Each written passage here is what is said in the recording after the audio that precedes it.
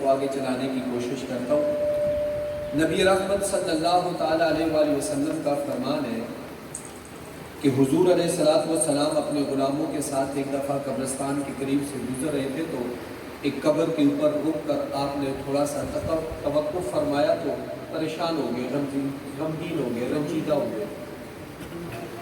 واپس پلٹ کر سفر سے آئے تو پھر اسی قبر پر رکے تو خوش ہوئے، عرض کی گئی یا رسول اللہ صلی اللہ علیہ وسلم معاملہ کیا ہے؟ فرمایا کہ جب میں جا رہا تھا تو اس کو عذاب ہو رہا تھا، اب واپس پلٹ کر آیا ہوں تو اللہ پاک نے اپنا عذاب اٹھا لیا ہے۔ عرض کی گئی حضور کس وجہ سے عذاب ہو رہا تھا اور کیوں ہو رہا تھا اور اٹھایا کیوں گیا؟ نبی رحمت صلی اللہ علیہ وسلم نے مجدہ حل فرما دیا اور اکتا حل کر کے فرمایا عذاب ہو رہا تھا، اٹھایا اس لیے گیا کہ جب یہ دنیا فانی سے غفلت کر کے قبر کے اندر گیا تو اس کے ہاں اس کی زوجہ جو تھی وہ امید سے تھی، اس کی وفات کے بعد اس کے گھر میں بچہ پیدا ہوا تو وہ چلنے پھرنے کے قابل ہوا تو ماں نے پکڑ کر محلے کے مدرسے کے قاری صاحب کے پاس بھیجا، قاضی کے پاس بھیجا تو اس نے پڑھایا بسم اللہ الرحمن الرحیم، تو اللہ تبارک و تعالیٰ نے فرشتوں کو بلایا، فرمایا کہ اس کا چھوٹا سا بچہ توتلی زبان کے ساتھ مجھے رحمان اور رحیم کہہ کر پکارا اور میں ہوں کہ اس کو عذاب دے رہا ہوں، فرشتوں تم گواہ ہو جاؤ کہ اس کے بچے کے رحمان اور رحیم کہنے کی وجہ سے میں نے اپنا عذاب اس اوپر اٹھا لیا ہے۔ تو صاحبو ہمارا عقیدہ ہے، ہم چاہے ختم قرآن کریں، ہم اپنی برادری کو بلائیں، دوست و احباب کو بلائیں، مرنے والے کی ضرور بخشش ہوتی ہے اور اس کو پوچھتا بھی ہے، لیکن مرنے والا کچھ پیغام ہمیں دے کے جاتا ہے۔ جس طرح قبلہ مرحوم حاجی صاحب نے ساری زندگی اللہ اور اس کے پیارے رسول صلی اللہ علیہ وسلم کی محبت میں گزاری، عشق مصطفیٰ صلی اللہ علیہ وسلم نے نعتیں بھی لکھی، صاحب یہ سبق دے کر گئے کہ لوگوں جس طرح ہم گزار کر آئے ایک دن تم نے بھی واپس قبر کے اندر آنا ہے، تیاری کرنی، آج فکر آخرت ہے، ہم نے کرنا کیا ہے، یہی آج چند ایک باتیں میں آپ کے گوش گزار کروں گا۔ قرآن سمجھے تو بہت کچھ ہے اور اگر قرآن کو نہ سمجھے تو یہ کچھ بھی نہیں ہے، اگر ہم اس کو سمجھنا شروع کر دینا تو الحمد کی الف سے لے کر والناس تک حضرت صدیق اکبر رضی اللہ تعالیٰ عنہ پیارے حضور علیہ السلام کے پیارے دوست ہیں، یار غار ہیں، یار مزار ہیں، 12 سال لگا کر سورہ بقرہ کی تلاوت حضور کے پاس بیٹھ کر سیکھتے اور پھر اونٹ ذبح کر کے صدقہ کرتے ہیں کہ لوگوں خوش ہو جاؤ، میں نے قبلی والے محمد الرسول اللہ کی بارگاہ میں بیٹھ کر سورہ فاتحہ 12 سال کے عرصے میں پوری کی ہے۔ قرآن نہ سمجھو تو یہ کچھ بھی نہیں ہے، لیکن اگر سمجھنے پر آ جاؤ تو صدیق اکبر جیسا عظیم و شان صحابی رسول بھی سورہ فاتحہ کو سمجھنے کے لیے حضور کی بارگاہ میں 12 سال کا عرصہ لگاتا ہے۔ تو صاحب جو قرآن مجید کی آیت مبارکہ پڑھی سورہ نساء کے اندر ہے، یا ایھا الذین آمنوا آمنوا باللہ ورسولہ، اے ایمان والو ایمان لاؤ اللہ پر اور اس کے رسول پر۔ میرے قبلہ یہاں پر زیادہ میرے جو بزرگ ہیں اساتذہ اکرام ہیں، قبلہ اعظم رضوی صاحب بھی تشریف فرمائے، یا ایھا الذین آمنوا یہ ماضی کا صیغہ ہے اور آمنوا یہ امر کا صیغہ ہے، اے ایمان والو پہلے ہمیں اللہ پاک نے خوش کر دیا، ہم خوش ہوئے، مالک لم یزل نے ہم سب کے ساتھ خطاب کر کے فرمایا کہ تم سارے صاحب ایمان ہو، تم مجھے بھی مانتے ہو اور میرے قبلی والے محمد عربی کو بھی مانتے ہو، ہم خوش ہوئے، لیکن بالکل ساتھ ہی ارشاد فرمایا آمنو ایمان لاؤ، یا اللہ ہم ایمان لا چکے، تو کافروں سے ارشاد فرماتا، تو مشرکین کو کہتا، تو منافقین کو کہتا، تو آل مکہ کو کہتا کہ جو ایمان نہیں لائے وہ ایمان لاؤ، ہم کیوں ایمان لائے؟ اب تو تمہیں تفاسیر کو اٹھا کر پڑھیے، بے شمار ابحاث آپ کے اس اوپر دکھائی دے گی، کسی نے کچھ لکھا کسی نے کچھ لکھا، لیکن سبق کے لیے ہمارے لیے یہی کافی ہے۔ دو نقطے ہیں، ایک نقطہ تو یہ ہے کہ ہمارا وہ والا ایمان نہیں جو کملی والے محمد رسول اللہ کے صحابہ کا ایمان تھا، وہ ایمان نہیں ہمارا یار، وہ ایمان تو ایسا تھا جان دے دیتے تھے لیکن اللہ اور اس کے رسول کے ساتھ کبھی بے وفائی نہیں کرتے تھے۔ معذرت کے ساتھ آئے ہم ہیں، ہم ایک چائے کی پیالی کے اوپر اپنا ایمان بیچ کر بیٹھ جاتے ہیں۔ یار ہمارا ایمان تو یہ ہے کہ ہماری کچہریاں بڑی ہوئی ہیں، جھوٹی گواہیوں کے لیے ہمارے کئی دوست وہاں پر کھڑے ہیں۔ ہمارا ایمان تو یہ ہے کہ ہم ایک چاول کی پلیٹ کے اوپر اپنا ایمان بیچ کر اس کا سودا کر دیتے ہیں، لیکن جو حضور کے ساتھ، جو کملی والے آقا کے ساتھ بغاوت نہیں کرتا، تہہ دل کے ساتھ ایمان رکھتا ہے، وہ اپنی جان دے دیتا ہے، لیکن کملی والے کے ساتھ کبھی بے وفائی نہیں کر سکتا۔ آپ تاریخ کے اور آپ گردانی کریں، آپ سیرت کی کتب کو پڑھیے۔ ہماری مجبوری یہ ہو گئی ہے نا معذرت کے ساتھ، ہم نے ارسطو کو پڑھنا شروع کر دیا، ہم نے افلاطون کو پڑھ لیا، ہم نے ناول اور ڈائجسٹ پڑھنا شروع کر دیے، لیکن اپنی ہسٹری کو نہیں پڑھا، ہم نے اپنے قرآن کو نہیں پڑھا، ہم نے اپنے نبی کے فرامین کی کو کبھی کوشش نہیں کی کہ ہم پڑھیں۔ یار حضور نے کیا ارشاد فرمایا؟ ہم میڈیا کو لے کر، سوشل میڈیا کو لے کر مغرب کے پیچھے دوڑنا شروع ہو گئے، تباہی کے دہانے پر پہنچ گئے۔ کامیابی یاد رکھیے صرف اور صرف کملی والے محمد عربی کی دہلیز پر ہمیں ملے گی۔ صاحب ہم حضور کے در پر جھکیں گے تو مالک لم یبز اللہ ہمیں دارین کی سعادت عطا فرما دے گا۔ آپ تاریخ کو پڑھیے، مکے کا بازار ہے، حضور علیہ السلام کے 3 جانثار ہیں۔ دل کے اندر اس بات کو 12 دفعہ میں نے اپنے دوستوں کے ساتھ یہ بات شیئر کی، لیکن دل کے گلدستے میں اس روایت کو جگہ دیجیے گا۔ 3 نفوس پر مشتمل حضور پر ایمان لانے والا یہ گھرانہ ہے۔ گھر والے کا نام حضرت یاسر رضی اللہ تعالیٰ عنہ ہے، آپ کی بیوی کا نام حضرت سمیہ رضی اللہ تعالیٰ عنہ ہے، اور آپ کے بیٹے کا نام حضرت عمار رضی اللہ تعالیٰ۔ 3 نفوس پر مشتمل یہ گھر ہے، باپ ہے اور ایک بیٹا ہے۔ حضور کا کلمہ پڑھ لیا، مالک نے بڑے بڑے مسائل و علام کے پہاڑ گرانا شروع کر دیے، یہاں تک کہ تینوں کو لا کر مکے کے چوک میں کھڑا کر دیا گیا۔ صاحب ابھی دل پر ہاتھ رکھ کے سوچئے گا، جب مکے کے چوک میں کھڑا کیا نا تو ابو جہل اور عتبہ اور شیبہ بڑے بڑے کفار مکہ کھڑے ہو گئے، آ کر ان سے کہتے ہیں حضور کو چھوڑ دو، نبی پاک علیہ السلام کی ذات کو چھوڑ دو۔ تو حضرت سمیہ رضی اللہ تعالی عنہ اسلام کی سب سے پہلی شہیدہ خاتون، اس اسلام کی بنیادوں میں جس عورت کا سب سے پہلا خون کا قطرہ گرا وہ حضرت سمیہ رضی اللہ تعالی عنہ ہے۔ حضرت سمیہ کے نرم اعضاء پر ابو جہل نے برچھیاں ماری، برچھیاں مار کے زخمی کیا، اور پھر کہتا ہے سمیہ چھوڑ دے، محمد عربی کو چھوڑ دے، میرا بھتیجا ہے چھوڑ دے۔ تو حضرت سمیہ نے مسکرا کر فرمایا ابو جہل یہ ایک جان ہے، اگر اللہ مجھے بار بار زندگی عطا کرے تو میں ہر بار اس کو محمد عربی کے قدموں پر قربان کرنے کے لیے تیار ہو جاؤں۔ پھر ابو جہل نے کہا، سمیہ نے پھر وہی جواب دیا، اونٹ منگوائے تو اونٹ منگوا کر حضرت سمیہ کے پاؤں باندھ دیے گئے۔ اونٹ مخالف سے ایک اونٹ ادھر چلایا اور ایک اونٹ اس طرف چلایا۔ حضرت سمیہ رضی اللہ تعالی عنہ کے جسم کے 2 ٹکڑے ہونے لگے، خون کے قطرے زمین پر گرے۔ صاحب دل پہ ہاتھ رکھ کے سوچ، آج ہماری مسجد کے اندر، مساجد کے اندر نرم قالین بچھے ہوئے ہیں لیکن نمازی کوئی نہیں ہے، قرآن ہمارے طوق نسیاں میں پڑے ہوئے سیخ اور کیڑے کھا رہے ہیں، پڑھنے والا کوئی نہیں ہے۔ یار آج ہمارے مساجد کے اندر گرم ٹھنڈا پانی سب اویل ہے، نمازی کوئی نہیں، چٹائیاں ترس رہی ہے تو کوئی سجدہ کرنے والا آ جائے۔ قرآن کے ورق رو رو کر اللہ کی جناب میں عرض کر رہے ہیں کہ کوئی ان کو آ کر پڑھے۔ صاحب ہمارے پاس ہر آسائش ہے، لیکن چوک میں کھڑے ہو کر ہم سب کچھ کہہ کر کے ہم اپنی ساری زندگی پر پردہ ڈال کے ایک نعرہ بلند کرتے ہیں، اللہ بڑا غفور اور رحیم ہے، ہمیں معاف کر دے گا۔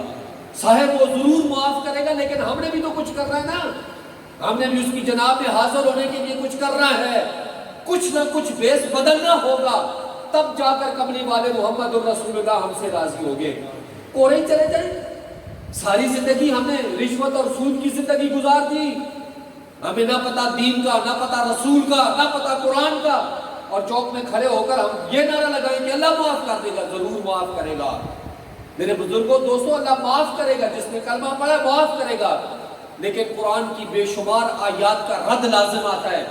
ان الذین آمنوا وعملوا الصالحات، یہ عامل الصالحات کدھر جائیں گی؟ نیک اعمال کدھر جائیں گے؟ حج اور روزے کدھر جائیں گے؟ صدقہ و خیرات کدھر جائے گا؟ حقوق العباد کدھر جائیں گے؟ حقوق اللہ کدھر جائیں گے؟ حضرت سمیہ رضی اللہ تعالی عنہ کا جسم چرنے لگا، ابو جہل ہنس کر کہتا ہے چھوڑ دے۔ سمیہ نے پھر فرمایا، ابو جہل ایک مرتبہ بولا ہے، ایک مرتبہ بولا ہے کہ یہ ایک جان ہے، اللہ اگر مجھے بار بار زندگی دے تو میں ہر بار کملی والے پر قربان کرنے کے لیے تیار ہو جاؤں گی۔ یہاں تک کہ اونٹ چلا دیے گئے، حضرت سمیہ کا جسم 2 ٹکڑے ہو گیا، جسم چر گیا۔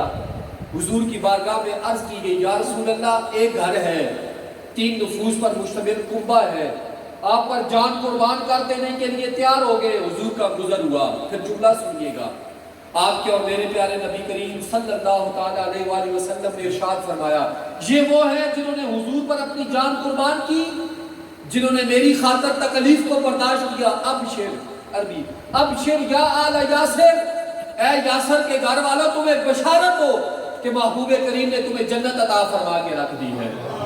صاحبو، ہم نے کچھ کرنا ہے، ہم نے اپنے آپ کو بدلنا ہے، ہم نے 5 وقت کا نمازی بننا ہے۔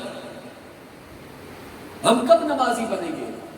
میں تو کئی دفعہ بڑے سخت سے جملے میری زبان سے نکل جاتے ہیں، لیکن پیش کی معذرت کے ساتھ، ہماری 70 سال عمر ہوگی، ہمیں ابھی تک وضو کرنے کا طریقہ نہیں آیا۔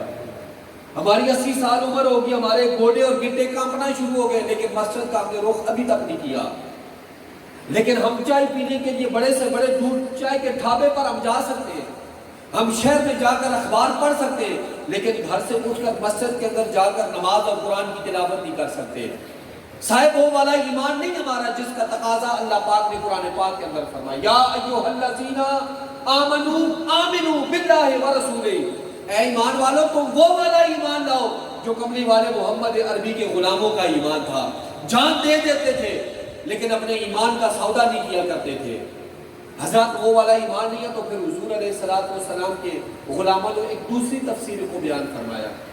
صحابہ والا ایمان تو بڑا مشکل ہے یار، بڑا اوکھا کام ہے، بڑا مشکل ہے۔ آج ہمارے پاس سب کچھ ہونے کے باوجود بھی ہم نماز نہیں پڑھ سکتے، ہم قرآن نہیں پڑھ سکتے، ہم والدین کی خدمت نہیں کر سکتے، ہم جناب علی پڑوسیوں کے حق پورے نہیں کر سکتے۔ وہ والا ایمان تو بڑی دور کی بات ہے۔ کملی والے محمد عربی صلی اللہ تعالیٰ علیہ وآلہ وسلم کا فرمان ہے، حضور علیہ السلام نے ارشاد فرمایا، اللہ تبارک و تعالیٰ اس شخص کی کسی نماز کو قبول نہیں فرماتا کہ اس کا پڑوسی اس کے شر سے محفوظ نہ رہے۔ غور کریں صاحب، یہ وہ باتیں جب ہم اپنے گریبان میں جھانک کر دیکھتے ہیں تو اپنی ساری زندگی سامنے آ جاتی ہے۔ ایصال ثواب کی محفل فرمانے کا ایک مقصد یہ دیا کہ ہم نے فکر آخرت لے کر جانا ہے، اپنے آپ کو بدلنا ہے، اپنے زندگی کا یہ جو وجود ہے، یہ جو قالب ہے، اس کو بدل کر محمد عربی صلی اللہ علیہ وسلم کا غلام بنانا ہے۔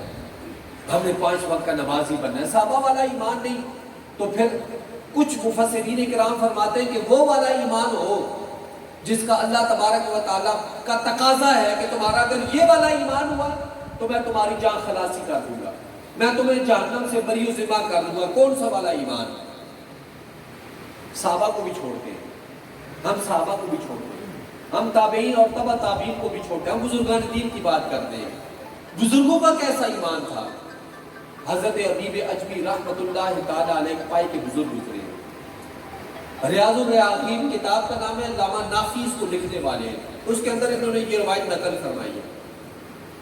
فرماتے ہیں کہ حضرت حبیب اجمی پائے کے بزرگ ہیں لیکن سود کا کاروبار کرتے تھے، سودی کاروبار کرتے تھے۔ حضرت حسن بصری تابعی ہے اور یہ دونوں آپس میں دوست تھے، ملاقات ہوتی تھی، حضرت حسن بصری اور حضرت حبیب اجمی رحمت اللہ تعالیٰ علیہ۔ تو حضرت حسن بصری یہ بزرگ ہونے کے ناطے واضح و نصیحت کرتے تھے، حبیب یہ کام چھوڑ دے یار، یہ کام چھوڑ دے، یہ اللہ اور اس کے رسول کے ساتھ اعلان جنگ ہے، لیکن معذرت کے ساتھ ہمیں اگر بینک چوک والا بینک تھوڑا پرافٹ دینا تو ہم کلر والے بینک میں جا کر جمع کرواتے ہیں، وہاں پرسنٹیج زیادہ ملتی ہے، وہاں بھی اگر کم ملے تو ہم 2 قدم آگے جانے کی کوشش کرتے ہیں جہاں سے ہمیں تھوڑی سی پرسنٹیج زیادہ مل جائے۔ یار یہ بڑی تلخ باتیں ہیں، لیکن یہ اللہ اور اس کے رسول کے ساتھ اعلان جنگ ہے۔ حضرت حسن بصری کہتے ہیں حبیب چھوڑ دیں یہ کام، بڑا گندا کام ہے، اللہ اور اس کے رسول کے ساتھ بغاوت ہے۔ کہتے ہیں چھوڑ تم ایسی باتیں کر، جیسا آج کل نہیں کہتے مولوی اپنے رہنے، پیر بھی باڑی رہنے، کرنی ہم نے اپنی ہے، ہم نے کرنا اپنا، سنو سب کی کرو اپنی، یہ ہمارے معاشرے کا ٹرینڈ ہے، سنو سب کی کرو اپنی۔ مولوی بھی کہتے رہتے ہیں، پیر بھی کہتے رہتے ہیں، ہم نے اپنا رانجھا راضی کرنا ہے۔ حضرت حبیب اجمی رحمت اللہ تعالیٰ علیہ فرماتے ہیں کہ ایک دن جب حسن بصری نے اصرار کیا نا تو میں مختصر کرتا جاتا ہوں، ان کی بارگاہ سے اٹھ کر تو بازار چلا گیا۔ غور کیجئے گا میری باتوں پر، بازار ایک کسائی نے میرے پیسے دینے تھے، سود پر لیے ہوئے تھے، میں نے اس کو کہا کسائی پیسے دے، اس نے کہا جی پیسے نہیں ہیں۔ کہتے یہ گوشت اتار، میں نے گوشت اتارا، سارا بنا کرنا گوشت جو تھیلے میں ڈال کرنا، تو چل پڑا تو کسائی کہتا یار پیسے تو دیتا جا، اس نے کہا پیسے شاید سے کوئی نہیں ہے، یہ وہی پیسے ہیں جو سود کے تھے۔ پیسے اصلی وہیں پر ہے، یہ جو اس کے اوپر پرافٹ تھا اس کے بدلے میں گوشت لے کر جا رہا ہوں۔ تو کسائی کی آنکھوں میں آنسو آ گئے، اس نے روتے ہوئے کہا، اس نے کہا بیوی یار یہ ضرورت نہ کرنا، میرے غریب بچے ہیں، چھوٹے چھوٹے بچے گھر میں بھوکے ہیں، گوشت لے کر چلا جائے گا، میں ان کو کھانے کے لیے کیا دوں گا؟ حضرت ابی اجمی کہتے ہیں میں جب گھر پہنچا نا تو بیوی سے کہا اس گوشت کو تیار کر۔ گوشت تیار ہو گیا، جب گوشت تیار ہوا تو بچے کو بھی بلایا، مجھے بھی بلایا، ہانڈی رکھی تو جب پلیٹ میں ڈالنے لگی نا تو گوشت سارا خون بن کے باہر نکل آیا، لوتھڑا بن گیا خون کا۔ حبیب اجمی کہتے ہیں میری بیوی کی آنکھوں میں آنسو آئے اور رو کر مجھے کہتی حبیب اب تو چھوڑ دینا، دیکھ اللہ نے اتنی سخت سزا دی ہے کہ ہمارا کھانا بھی خون میں بدلنا شروع ہو گیا ہے، کب تو اس گندے کام سے باز آئے گا؟ تو حبیب اجمی کہتے ہیں میں اٹھ کے کھڑا ہو گیا اور دل میں ارادہ کر لیا کہ اب پکی توبہ کروں گا جا کر حسن بصری کے ہاتھ پر۔ کہتے ہیں کہ میں وہاں سے اٹھا اور سیدھا حضرت حسن بصری کے پاس چلا گیا۔ جاتے ہوئے جب گزر رہا تھا تو رستے میں چھوٹے چھوٹے بچے تھے، کھیل رہے تھے۔ میں معاشرے کی بات کرتا ہوں، جو بندہ گندا کام کرتا ہو نا، کوئی بھی کام کرتا ہو یا وپار کرتا ہو تو علاقے پورے کو پتا ہوتا ہے یہ بندہ جو ہے یہ وپاری ہے، یہ بندہ وپاری ہے۔ جو بندہ کوئی بھی کام کرتا ہو ہر بندے کو پتہ چل جاتا ہے۔ تو حضرت حسن بصری، حضرت ابی اجمی کہتے ہیں کہ میں جب اپنے گھر سے باہر نکلا نا تو بچے کھیل رہے تھے، مجھے کہتے ہیں وہ آگے سے ہٹ جاؤ یہ سود خور آ رہا ہے، کہیں یہ نہ ہو کہ اللہ کی نحوست اس پر پڑے اور ہم بھی اس کی گرفت میں آ جائیں۔ کہتے ہیں میرے دل کو دھچکا لگا، گھر میں گوشت سالن خون بن گیا، بچوں کو بھی پتا ہے کہ میں سود کا کاروبار کرتا ہوں۔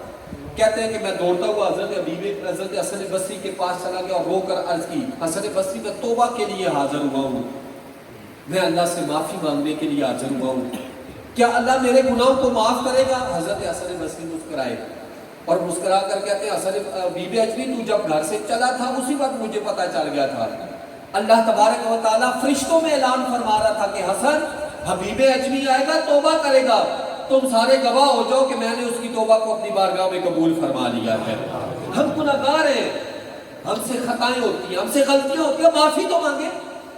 ہم نماز بھی پڑھتے نا تو بندے کے امام صاحب پوچھے نماز کو جی کوڑ بھی مارا تو سارا پڑھی بھی نہیں تھی، اور پڑھی بھی نہیں تھی، آخا میں پڑھی نہیں، صاحب یہ طریقہ نہیں ہے، نہیں پڑھی تو کوشش کرے پڑھے، یار یہ کام چھوڑ دو جی ہوں مسیتی کیا کوڑ مارا، مسیتی تو پتہ کوڑ نہیں، سچی دس مسجد میں جھوٹ نہیں بول سکتے تو باہر ہم بول سکتے ہیں۔ صاحب ہم نے اپنی زندگی کو بدلنا ہے، اپنے آپ کو محمد الرسول اللہ کا غلام بنانا ہے، تب اللہ پاک نے یہ آیت مبارکہ نازل فرمائی یا ایھا الذین آمنوا آمنوا باللہ ورسولہ، اے ایمان والو وہ والا ایمان لاؤ جو اللہ اور اس کے پیارے رسول کو پسند ہے۔ حضرت حبیب اجمی کہتے ہیں کہ جب حسن بصری نے مجھے کہا نا تیری توبہ قبول ہو گئی ہے تو میں دوڑ پڑا گھر کی طرف، رستے میں جب پہنچا تو وہی بچے پھر وہیں پر کھیل رہے تھے۔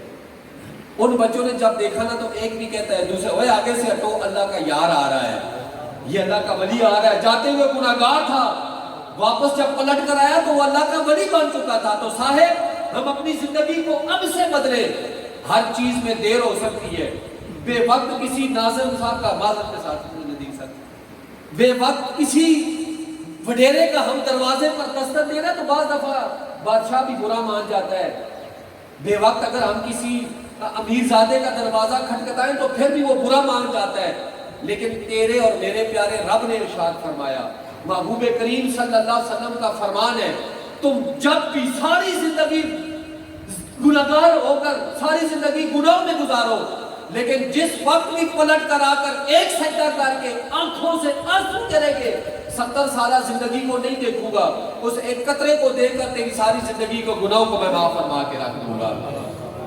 اور اللہ تبارک و تعالیٰ کے پیارے محبوب علیہ السلام کا فرمان ہے، جب انسان کی روح نکل رہی ہوتی ہے نا تو غرغرے کا عالم ہوتا ہے، سانس اٹک جاتی ہے، غرغر کی آواز آتی ہے، آخری ہچکیاں جب ہوتی ہیں یہاں سے، حضور علیہ السلام نے ارشاد فرمایا کہ اگر کوئی شخص اس وقت بھی اپنے گناہوں کی معافی اللہ سے مانگے تو اللہ پھر بھی اس کے گناہوں کو معاف فرما کے رکھ دے گا۔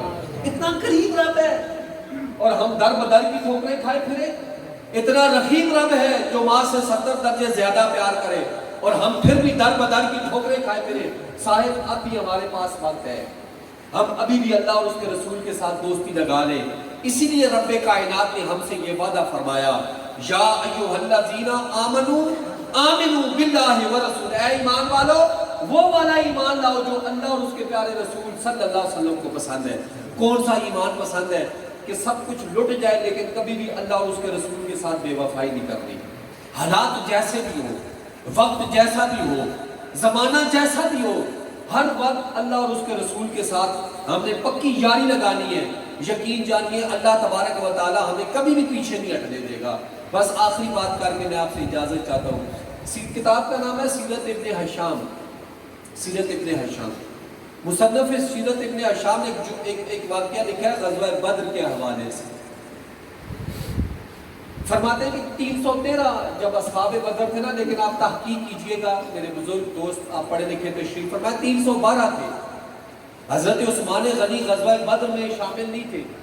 حضور کی پیاری بیٹی حضرت رقیہ رضی اللہ تعالیٰ عنہ بیمار تھی، تو حضرت عثمان غنی ان کی تیمارداری میں لگے ہوئے تھے، لیکن جب مال غنیمت بدری اصحاب کو دیا گیا تو حضرت عثمان غنی کو بھی دیا گیا۔ یہاں سے پتہ چلتا ہے کہ بیٹیوں کی بھی کتنی قدر ہے، یہاں سے پتہ چلتا ہے۔ ہمارے معاشرے میں تو بیٹی کو بڑی بری نگاہ سے دیکھا جاتا ہے نا، لیکن کملی والے محمد عربی صلی اللہ علیہ وسلم نے بیٹی کے ساتھ محبت کر کے ہمیں بتا دیا کہ بیٹیاں بڑی عظمت والی ہوتی ہیں۔ اس لیے حضور نے فرمایا جس گھر میں بیٹی پیدا ہو تو اللہ پاک اس گھر میں اپنی رحمت کے دروازے کھول کے رکھ دیتا ہے۔ بلکہ ایک روایت کا مفہوم ہے کہ بیٹی اسی گھر میں پیدا ہوتی ہے جس کے ساتھ اللہ راضی ہوتا ہے۔ بیٹی اسی گھر میں پیدا ہوتی ہے جس میں اللہ راضی ہوتا ہے۔ اور جب وہ زندگی کی منازل کو طے کرتے کرتے جوانی تک پہنچتی ہے تو حضور علیہ السلام نے ارشاد فرمایا، یہ ایک معاشرے کا درد ہے جو میں ضمن آپ کی گوش گزار کرتا جا رہا ہوں۔ اگر اس بندے نے اچھی تربیت دی، اچھی تعلیم دی اور اس کی شادی کر دی تو حضور نے فرمایا اس طرح جڑ کر میرے ساتھ جنت کے اندر داخل ہو جائے گا۔ بیٹی کی وجہ سے اللہ اس کو جنت میں حضور کا یارانہ عطا فرما دیا۔ اور جب وہ بیوی بن جاتی ہے حضور نے فرمایا اپنے اور اپنے خاوند کے حقوق کا خیال کرتی ہے، اللہ اور اس کے رسول کے حقوق کو بھی پورا کرتی ہے۔ اللہ نعرہ تکبیر، نعرہ رسالت، نعرہ رسالت، نعرہ رسالت۔